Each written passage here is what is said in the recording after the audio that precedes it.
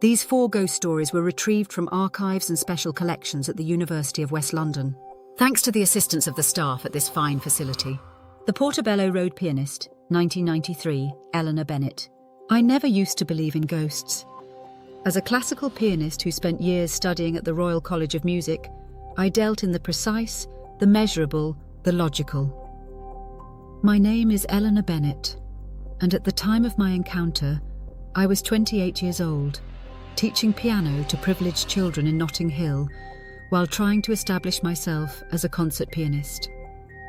My parents, both academics at Imperial College, had raised me on a diet of science and rationality. Music was acceptable as an endeavour only because its mathematical precision could be proven. It was a late October evening in 1993, and I was walking home along Portobello Road after a particularly frustrating rehearsal at St. Peter's Church Hall. One of my advanced students had dropped out of an upcoming recital, leaving me to reorganise the entire programme. The market had long since closed, and the usually bustling street was eerily quiet. The Victorian lampposts cast long shadows across the empty stalls, their metal frames creaking softly in the autumn wind. The scent of rotting vegetables and damp cardboard lingered in the air, the inevitable aftermath of market day. As I passed the Coronet Theatre, my fingers still mentally practicing Rachmaninoff's Prelude in C-sharp minor, I heard it, Chopin's Nocturne in E-flat major, Opéra 9 No. 2. The playing was exquisite, with a touching melancholy I'd never heard before, not even from the great Vladimir Ashkenazy, whom I'd seen perform at the Royal Albert Hall the previous summer. It seemed to be coming from one of the old antique shops, which was strange considering it was well past midnight. The sound had a peculiar quality, as if it were being played both right next to me and very far away at the same time. Drawn by the music, I followed the sound to number 186, a narrow Victorian building with a faded blue door. The shop window displayed the usual Portobello Road fare, tarnished silver candlesticks, Art Deco jewellery, and a stuffed fox wearing a monocle. The building itself seemed to lean slightly, its brick facade weathered by more than a century of London weather. The music grew louder as I approached, and through the dusty window, I saw something that made my blood run cold. A woman in a high-necked Victorian dress sat at an old Broadwood grand piano, her fingers moving gracefully across the yellowed ivory keys. She was translucent. I could see the wallpaper through her form, a faded pattern of roses and vines. But what struck me most was her face, young, beautiful, and impossibly sad. Her dark hair was pulled back in an elegant chignon, and a cameo brooch at her throat seemed to pulse with a faint inner light. As I watched, transfixed, she turned to look at me, and I saw tears running down her ethereal face. Then she spoke, her voice like distant wind chimes. He never came back. The Carnatic went down off the Cape of Good Hope. The music stopped abruptly, and she faded away, leaving only the empty shop and the lingering final note of the nocturne hanging in the air. The temperature, which had dropped significantly during the encounter, slowly returned to normal, and I noticed my breath had been forming clouds in the autumn air. Shaken, I hurried home to my flat in Westbourne Grove. That night I barely slept, the ghostly melody playing over and over in my mind. The next morning, I went to the Kensington Central Library, determined to research the building's history. After hours of poring over old newspapers and parish records, I discovered that in the 1860s, this building had been the home of a young pianist named Elizabeth Marlowe, who died of consumption while waiting for her fiancé, Captain James Hartford, to return from India. He had been serving with the East India Company and was aboard the Carnatic when it sank in 1867. Elizabeth died 3 months after receiving news of the shipwreck, her health rapidly declining after the tragic news. The encounter transformed my relationship with music. The technical perfection I had always strived for seemed hollow compared to the raw emotion I'd heard in that ghostly performance. My precisely planned practice routines and mechanical exercises began to feel meaningless. I began to play differently, focusing more on the emotional narrative of each piece, letting my analytical barriers down and allowing myself to feel the music in a way I never had before. My students noticed the change, particularly young Sophie Aldridge, who had always struggled with expressing emotion in her playing. "Miss Bennett," she said one day, "you play like you're telling us a story now." The concert reviewers noticed too. "Bennett plays with a haunting sensitivity that transcends mere technical brilliance," wrote The Guardian's music critic, not knowing how literal that description was. I still teach and perform, now from my own studio in Holland Park. The ghost lesson changed not just my music, but my whole worldview. I learned that not everything of value can be measured or analysed. Sometimes the most profound truths lie in those inexplicable moments that defy our rational understanding. Every October, on the anniversary of my encounter, I walk past that shop on Portobello Road. The building is now a vintage clothing boutique, but sometimes, very late at night, passers-by say they can hear the faint notes of a Chopin nocturne drifting through the streets. When I play that particular piece in concert, I think I catch a glimpse of Elizabeth in my peripheral vision, nodding in approval. Sometimes, in the moment before the final note fades away, I feel a gentle cold breeze brush past my shoulder, and I know she's there, still waiting, still playing, still teaching those who are willing to listen that music is more than just notes on a page. It's a bridge between worlds, between hearts, between the living and the dead. The Shepherd's Bush Underground Station, 2005. Sharon Dixon, it was my third week working the night shift at Shepherd's Bush Underground Station. Listen, I ain't posh like some. Left school at 16, worked retail at Westfield for years before landing this job with TfL. Name's Sharon Dixon, 42 at the time, single mum to 2 teenagers, living in a council flat off the Uxbridge Road. This job was meant to be my fresh start, better pay and all that. Didn't expect it to change my life in the way it did. Right, so it's 1:15 a.m. on this proper freezing February morning in 2005. Most of the late-night crowd from the old Shepherd's Bush empire had cleared out. Some indie band had been playing that night. I was doing my final platform check before the station closed.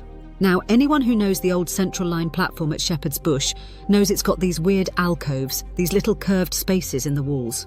They're proper creepy at night, throw strange shadows about. I was walking past one of these when I felt it first. Like walking through a patch of cold soup, if that makes any sense. Made the hairs on my neck stand up.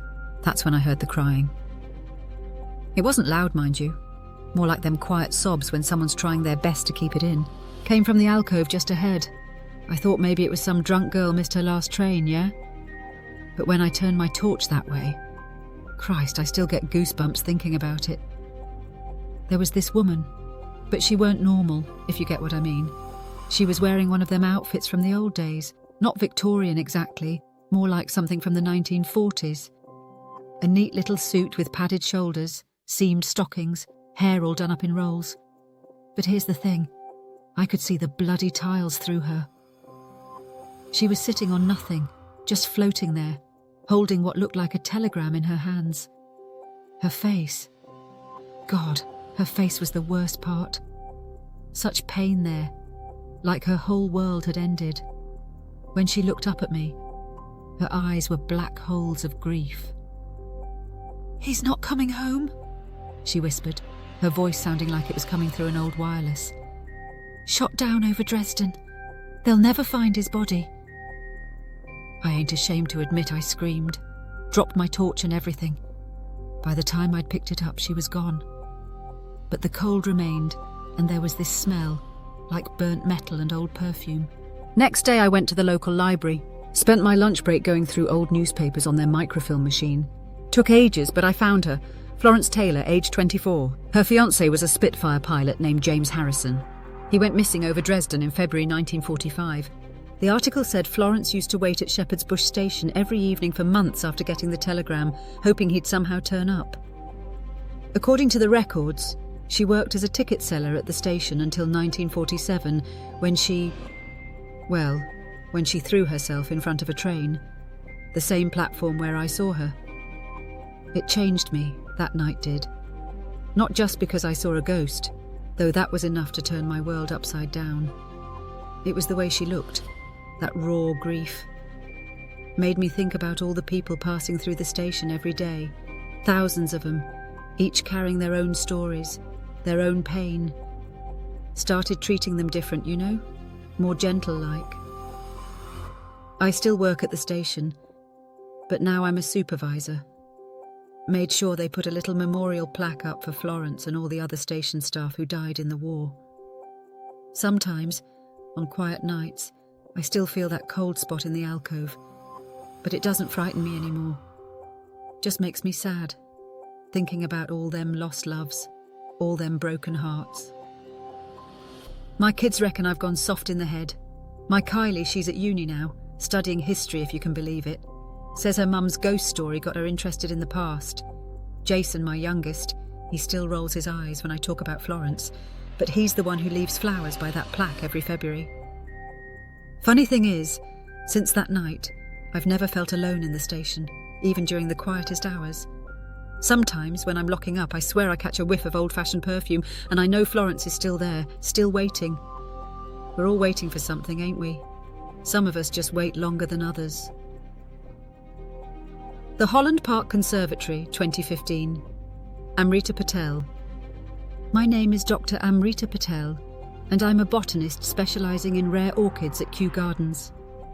I hold 3 degrees, have published numerous papers, and until that autumn evening in Holland Park, I believed everything in this world could be explained through scientific method.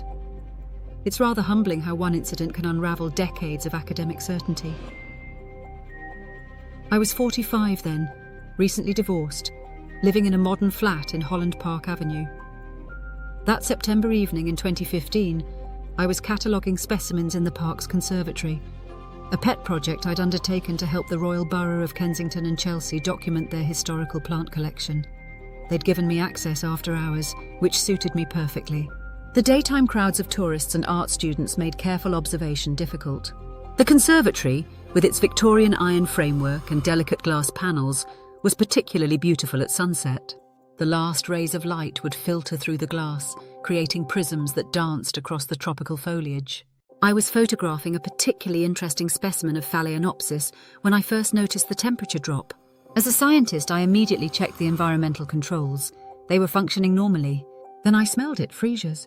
Not the modern hybrid variety, but the old-fashioned kind with their heady, almost medicinal scent.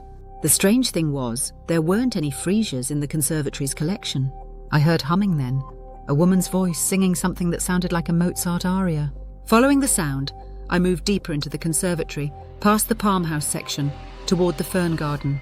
That's where I saw her. She was kneeling by a stone planter, her grey gardening dress pooling around her knees. Her hands moved through the soil with practiced ease, but they weren't quite solid.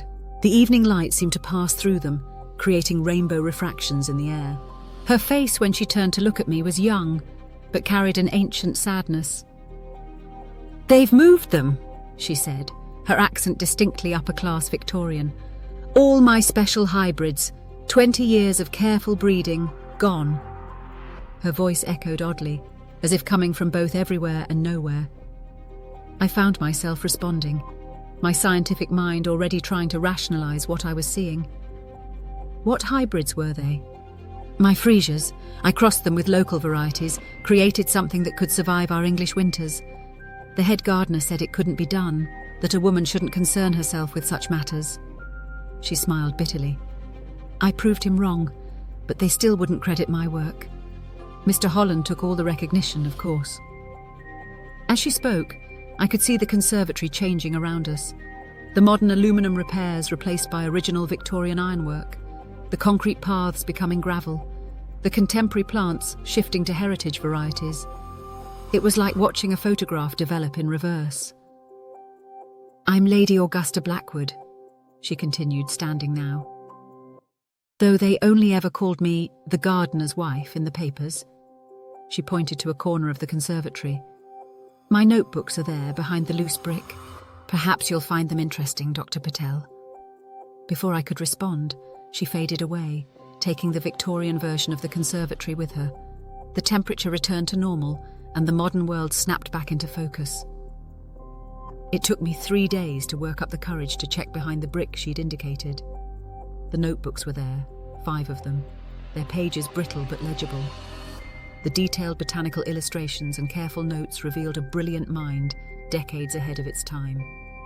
Lady Augusta had indeed created winter-hardy freesia hybrids, along with several other innovative plant crosses.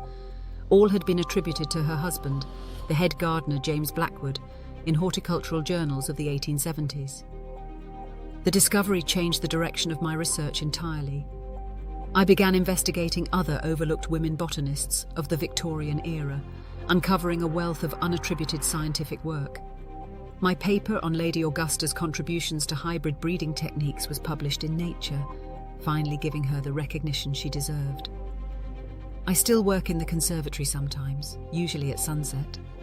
The freesia scent often returns, and occasionally I hear humming among the plants. I've learnt to welcome these moments. They remind me that science isn't just about observable phenomena. It's about human stories, about justice and recognition, about setting right the wrongs of the past.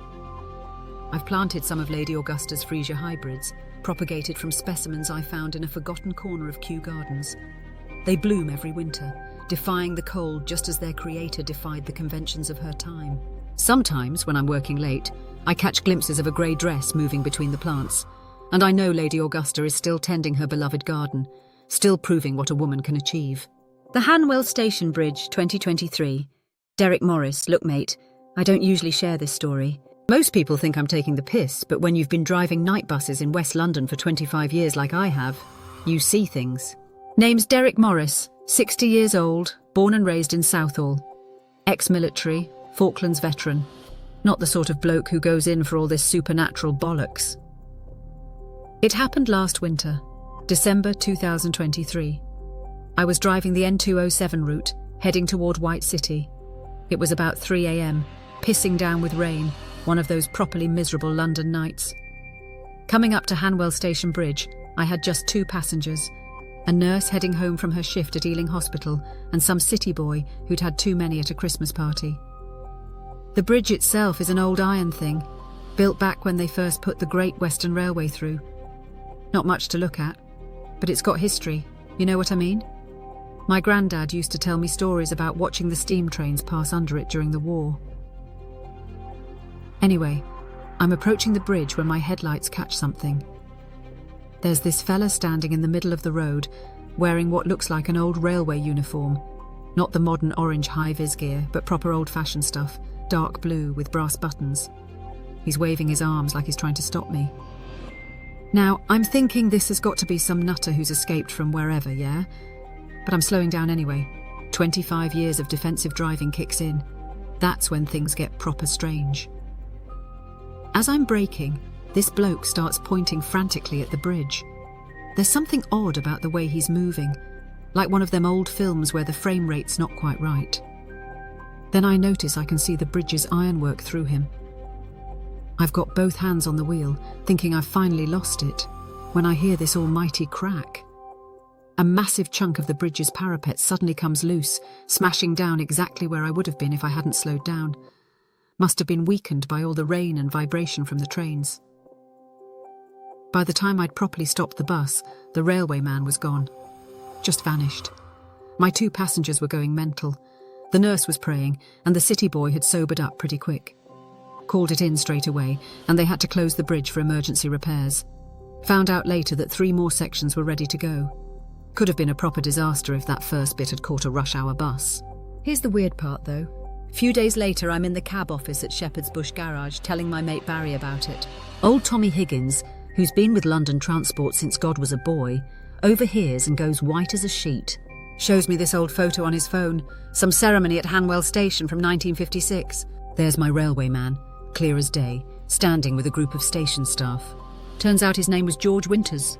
He was a signalman who died in 1963, trying to warn a bus about some fallen scaffolding on that same bridge. The bus driver didn't stop in time. 3 people died. According to Tommy, every few years someone reports seeing George around the bridge, always when there's danger. Changed me that night did. Not in any dramatic way. Still drive the same routes, still moan about the same things. But I pay more attention now, especially around that bridge. Started reading up on the history of the railways too, the people who worked them. There's more stories out there than you'd think, more deaths and near misses than anyone likes to talk about. The company put up CCTV after the incident, modern sensors too. Health and safety gone mad, if you ask me. But sometimes, when I'm driving past late at night, I still catch a glimpse of something in my mirror. Just a flash of dark blue uniform, a glint of brass buttons. I always give a little nod now, sort of a thank you. Figure I owe him that much. Funny thing is, I feel safer on that route now. Like someone's watching out for us. The other drivers take the piss, call me the ghost whisperer and all that. Let them laugh. When you've seen what I've seen, you learn there's more to this world than what's in the rule book. Sometimes the people who keep us safe aren't all alive and breathing. My grandson, he's 7, loves hearing about Grandad's ghost friend. His mum tells him I'm making it up, but he believes. Kids are better at that sort of thing, aren't they? They haven't had the wonder knocked out of them yet. Sometimes I think that's what George was trying to save that night. Not just lives, but a bit of that wonder too.